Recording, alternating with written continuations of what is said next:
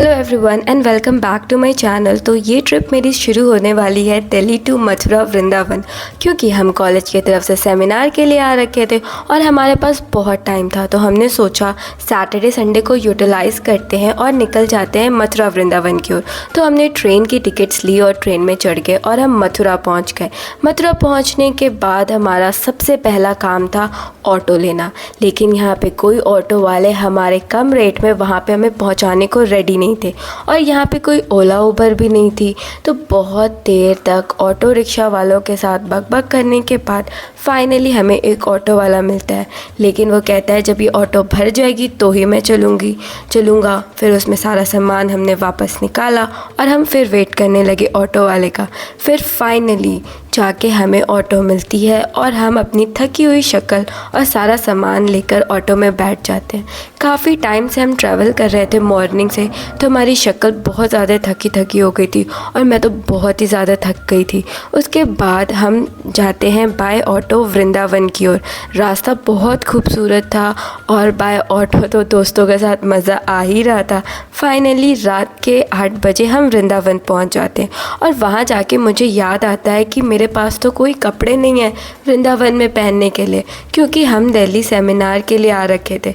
तो मैंने वहाँ से एक कुर्ता लिया और कुर्ता लेने के बाद हमारा नेक्स्ट काम ये था कि हमें ढूंढना था होटल रूम, और ये भी बहुत बड़ा काम था भाई। इतने सारे ऑप्शन थे, उसमें जो सही रहे उसे चूज़ करो। और बस हमें 2 घंटे के लिए रूम चाहिए था, क्योंकि हम काफ़ी ज़्यादा थक चुके थे और प्लस हमें उठ के प्रेमानंद जी महाराज के दर्शन करने थे। तो रात के 3 बजे हम उठ के फ्रेशन अप होकर लाइन में लग जाते हैं और फिर हमें दर्शन होते हैं बाबा जी के। और इनके दर्शन से हमें ऐसा प्रतीत हुआ कि हमारा वृंदावन आना सफल हो गया। और बाबा जी की पहली झलक देखकर मुझे बहुत अच्छा लगा और मन में बस राधे राधे राधे मेरे भी चल रहा था और बहुत अच्छी फीलिंग आ रही थी, बहुत अच्छा लग रहा था। फिर हम होटल रूम में जाकर सो जाते हैं और फिर हमारी नींद खुलती है सुबह के 8:30 पे। हमें थोड़ा लेट तो हो गया था, लेकिन बहुत थक चुके थे, इसके वजह से हम देर से उठते हैं और फिर रेडी होकर फिर निकल जाते हैं अपने रास्ते की ओर। थोड़ा ट्रैवल करना था, लेकिन कोई बात नहीं, सब चलता है। रेडी होकर हम निकल जाते हैं बांके बिहारी मंदिर में दर्शन करने के लिए। लेकिन रास्ता इतना खूबसूरत था, हर तरफ राधे राधे राधे राधे चल रहा था और जिसे देखकर बहुत अच्छा लग रहा था। तभी एक आंटी मिलती हैं, उन्होंने कहा कि बेटा अपने गोल्ड के चेन और इयररिंग्स निकाल दो ताकि तुम थोड़ा सेफ़ फील करोगी। उसके बाद हमने बाबा दर्शन के लिए हमने माला पैक कराया, प्रसाद लिया और हम मंदिर की ओर निकल जाते हैं। और इतना अच्छा दर्शन होगा मैंने भी नहीं सोचा था। और मुझे प्रसाद में माला भी मिला, जिससे मुझे बहुत अच्छा लगा और पूरे दिन मैंने उसे प्रसाद की तरह अपने गले में रखा। उसके बाद हम बांके बिहारी मंदिर के बगल में ही मंदिर था, वहाँ जाकर दर्शन करते हैं और बहुत अच्छी फीलिंग आ रही थी, बहुत भीड़ थी। तभी मुझे एक शॉप दिखता है जहाँ से मुझे इयररिंग्स लेने थे। तो मैंने इयररिंग्स लिए और अपने कान में डाल लिया, क्योंकि मेरे पास कोई भी सामान नहीं था वृंदावन जैसे वाला। तो मैंने अब इयररिंग्स भी ले लिए और फिर मैंने अपने कान में डाल लिया था, जिसे देखकर मुझे बहुत अच्छा लग रहा था। और ये जो लोटस का माला था, कमल का, ये तो बहुत ही खूबसूरत लग रहा था। मुझे बहुत प्यारा लग रहा था। इसे मैंने अपने गले में ही डाल कर रखा था प्रसाद की ओर, और मेरी फ्रेंड को भी मिला था, हम दोनों को मिला था और हम दोनों ने इसे अपने गले में डाल कर अच्छे से रखा। और फिर हमने ये प्रसाद भी लिया था, जिसे हम अपने पास घर ले जाने वाले थे। और फिर जब वृंदावन में हो और ये टीका ना लगवाओ तो मुझे लगता है कि आप वृंदावन नहीं आए हो। तो मैंने इसे फाइनली काफ़ी वेट के बाद मैंने भी ये लुक ट्राई किया और मुझे काफ़ी अच्छा लगा। ऐसा लग रहा था कि बहुत क्यूट सा लग रहा था। इसे लगवाने के बाद हम निकल जाते हैं अपने दूसरे सफ़र की ओर, जहाँ पे हमें जाना था प्रेम मंदिर। धूप तो बहुत ज़्यादा थी और पैर भी जल रहे थे, लेकिन हमें बहुत अच्छा लग रहा था यहाँ पे, तो मज़ा भी आ रहा था। तो हम चलते जा रहे थे और फाइनली हम प्रेम मंदिर आ जाते हैं, जहाँ पे मंदिर इतना भव्य और इतना बड़ा है कि आप चलते चलते थक जाओगे और इतनी सारी चीज़ें हैं कि आपकी आंखें थक जाएंगी, लेकिन यहाँ पे श्री कृष्ण और श्री राधा को देखते देखते आपका मन नहीं थकेगा। उसके बाद हमने दर्शन किए प्रेम मंदिर में कान्हा जी के और श्री राधा जी का।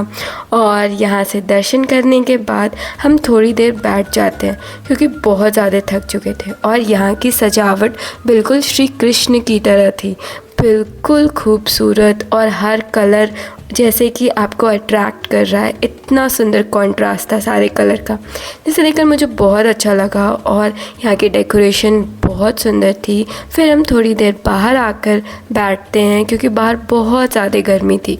और फिर हम थोड़ी देर बस मन ही मन श्री राधा राधा कर रहे थे। और फिर हमें नेक्स्ट जाना था इस्कॉन मंदिर। तो अभी मंदिर बंद भी होने वाला था। ये सारी चीज़ें हमारे दिमाग में चल रही थी कि जल्दी जल्दी सारे दर्शन करके हमें निकलना है।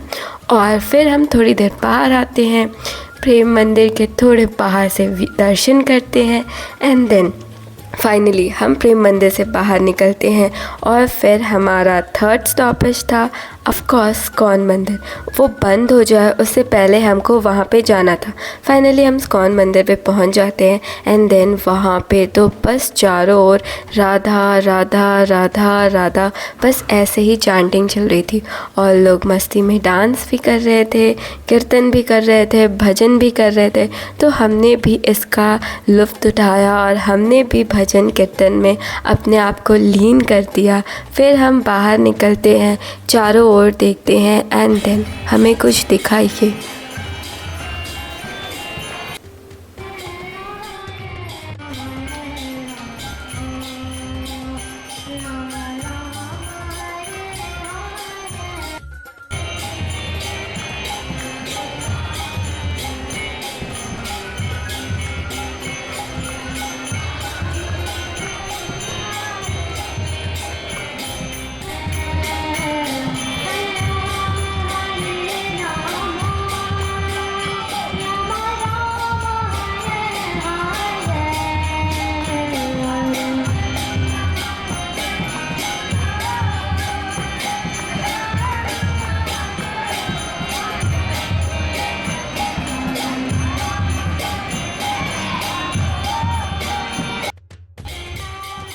बहुत ही सुकून मिला यहाँ पर बैठकर भजन करने में। फिर हमने खाया प्रसाद, और प्रसाद खाने के बाद हमें थोड़ी भूख लगी थी तो हम चले जाते हैं बीकानेर। वहाँ से हमने खाया छोले भटूरे, और फिर फाइनली हम निकल जाते हैं बरसाने के लिए।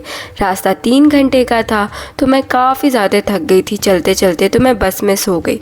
और हम पहुँच जाते हैं बरसाने, और वहाँ पे श्री राधा रानी का बर्थडे था और चारों तरफ भंडारे ही भंडारे थे। लोग एक दूसरे को मिलजुल कर भंडारे खिला रहे थे, और बहुत भोले हैं बरसाने के लोग। फिर वहाँ पे चारों तरफ इतनी भीड़ थी कि प्रॉपर क्राउड मैनेज करना पड़ा पुलिस को, और सबको दर्शन हो गए।